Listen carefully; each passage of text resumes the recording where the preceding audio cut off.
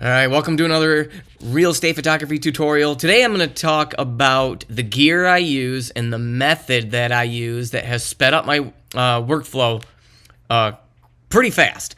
So what I'm doing is, I've talked about this in other tutorials, but I'm running TTL. I'm using the flambient method. My first shot is going to be the ambient layer, and I am exposing for the room, making sure that my histogram is right of center. I'm not going to get into the fine super details.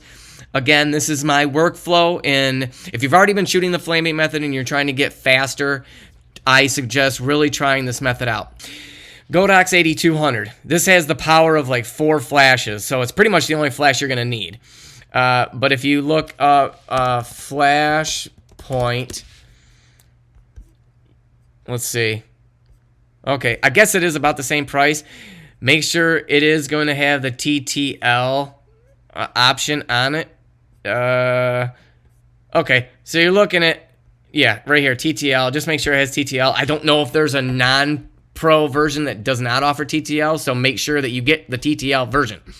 Then what you're going to want to do, because it comes with this head and it also comes with this, so you take this off and you can put this bulb on it instead. And then you have to buy this that goes on it. And I'm just going to tell you right now, look at it, $9, super cheap. Let me see. Yeah, this little thing comes off. You're going to put this on there. I actually put super glue on this because I found out every time I walked around and bumped it, it would fall off, and it was getting super annoying. So that's what it'll look like on the 8200, which, you know, to me, it diffuses the light a lot. Not diffuses the light, but gives you a wider light spread, which is good. Sometimes when you're doing window pulls or whatever, it just throws light everywhere. I just find it to be a better method, better use of light, whatever. Anyways, so then you have this little screw. Where is the 8200 again? On the one side of it, yeah, there it is. You can see that little thread right there. It's a 1/4 thread, I believe. Yeah, I think so. But anyway, you're gonna want to buy these, and again, these are super. Yeah, you can get a one for $11. This is gonna screw into that, giving you a hook, and then you're gonna get a strap. So instead of hanging your camera there, you're gonna hang the 8200 there. So super lightweight. I used to run with the 8600, which was super heavy, and it's not necessary. It really is not. So those things, I'm going to leave all the links for all this stuff in the description below. Yes, it is an affiliate thing, but I make like $5 every couple months off affiliate marketing. So I just do it just to show you so you can click on it, search eBay, whatever you want to do. Okay, let's get into the nitty gritty of how I run my workflow. Here is, like I said, the ambient layer. And the reason why I love shooting the TTL method is because you're not having to turn the flash off or turn the trigger off in between the ambient layer and the flash layer. You just simply fire up the flash. And with TTL, when you're this exposed, it's barely going to put any flash power in the room. If you don't want any flash power, just point the flash behind you and just let it go behind you, and that way it's not going to affect you at all. But I usually just pop the flash off just to brighten the foreground a little bit, just to make that ambient layer just a little more crisp. And again, look, you're not getting any shadows. There's really no evidence of you popping a flash, because again, it's TTL. It's going to put enough flash power in to properly expose the room, which if you're already properly exposing the room, it's not going to put hardly any flash power in. So then when you bump it up and you shoot, now you can see when you shoot TTL, it's going to gauge how much flash power needed for the room to properly expose the room. Is it accurate every single time? No.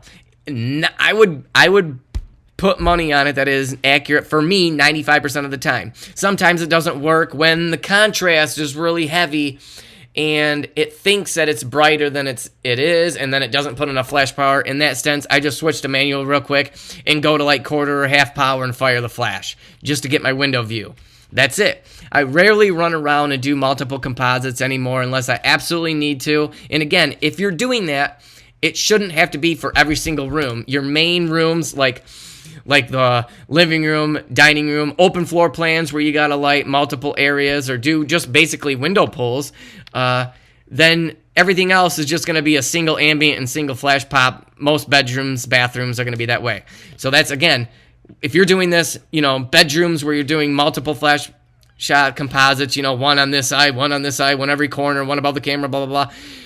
First of all, you're going to have all these photos to edit and merge into Photoshop, and it's just going to take you that much longer when it's really not that necessary. Most houses for real estate photography do not need to be that over the top, okay? If you're getting into architectural work and you are doing specific photos for a remodel or a new build for an architect or a builder for a contractor, then you should be taking the extra time, making sure the color is accurate and the lighting is perfect. But again, you should be charging like 10 times more than you are for the real estate photography stuff to justify all that extra work that you're doing.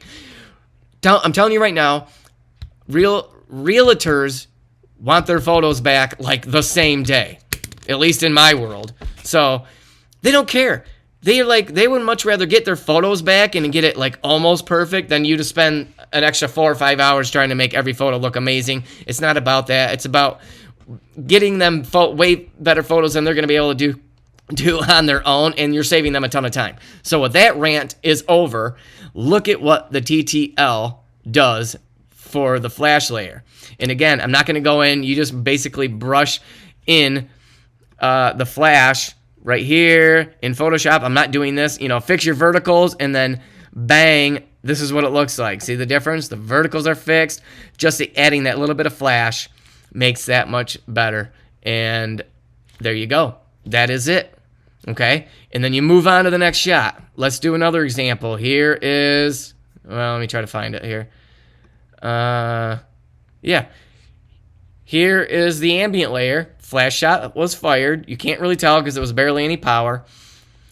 Am I doing? Yeah, filters up. Oh, you know what? That's it. I just left it like this. You could actually, if you want, take the objects tool right here and do something like this. Let's see what that does. And then just bump up the exposure a little bit. Get rid of those shadows, you know what I mean? If you wanted to, add a little bit more light into a darker area like that. Same thing with this closet. Okay, we're getting into some other stuff, but I'm just showing you select objects and just get close, and it should, yep, there we go. And then you just bump up the exposure. There you go. Again, you don't need to have, I did all this in Lightroom. Some of my bedroom shots, I don't even go into Photoshop anymore. It just doesn't need to be. Here it is. Here's another one. Here's the ambient layer. There's the flash layer. And then you blend them in Photoshop real quick. You're done. Okay, move on to the next one. Nice, soft. And again, yes, lights off. I'm part of the lights off gang when realtors are okay with it. I love lights off because you're battling one color cast, basically, and that's from the window, whatever the light is coming in from the window, the sun, really. Here's a long hallway. Yes, I had my drone sitting there, and she had this stuff there. AI in Photoshop's getting really good. Even in Lightroom, it's getting really good.